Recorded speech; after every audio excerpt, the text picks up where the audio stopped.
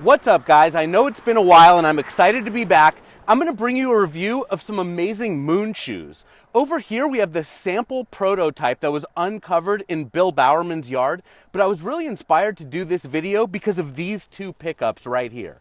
Come on over here and let's look at the sample prototype. I'm going to pop one of these retros on top here. They came out in 2004. I actually picked up this pair on eBay from a seller in the UK. I don't know that these shoes were ever available as retros in the US. I'm surprised that Nike hasn't retroed the Moon shoe. It's the first Nike ever with waffle soles. And remember, Bill Bowerman was making these shoes in his home, and that's where this one came from. When you look underneath it, you can really tell that the shoe was handmade.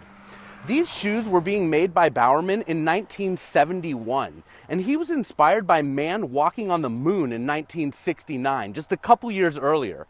Have a look over here at the moon boots. These were available on jackthreads.com. They're a collaboration between Jack Threads, GE, and Android, and there's only 100 pairs of them in the world. They were released in July to commemorate the 45th anniversary of the walking on the moon, but it actually took them a few months to send them out, and that's why there's a delay in this video. You can see the carbon fiber on the upper, the 3M. They've sort of got these icy soles. These boots were re-engineered to look just like the boots that were worn by Neil Armstrong and Buzz Aldrin when they walked on the moon in 1969. One thing that sort of bums me out, we're going to have a look at the outsole right here. You can see that it's sort of smooth. Now, the reason Bowerman named the moon shoe over here the moon shoe is because the original moon boots left tracks on the moon that made these imprints that Bowerman thought resembled the waffles. And you can see right here how the waffles would make that mark.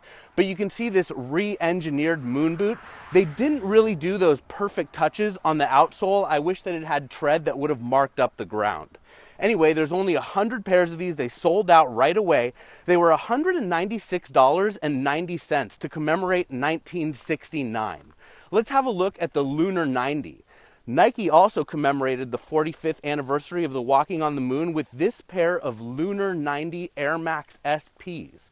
You'll notice the lunar midsoles right here. Now, there's actually multiple NASA inspirations in this shoe.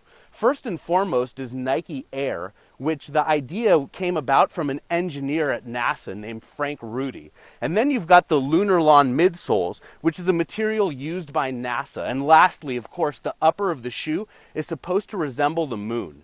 They're all 3M. They look amazing when you take pictures of them with a flash. And then, of course, they have these stars and stripes on the back, because remember, the astronauts put a flag on the moon. Got these amazing shirts that I picked up at Nike outlets. Check it out. Looks like the tread of an Air Max 90 on the moon. Picked one up in black, picked one up in gray. This is a big thing that Nike's been doing lately. They're commemorating holidays. They're even making up their own holidays. We had Air Max Day in March. In July, it was the 45th anniversary of the walking on the moon. I think Nike's going to do a lot more of this stuff in the future, and they love to make accessories and apparel to go with shoes, and they're incredible. Anyways, I'm glad to be back. The next video will come to you from Hawaii. I'm getting married next week.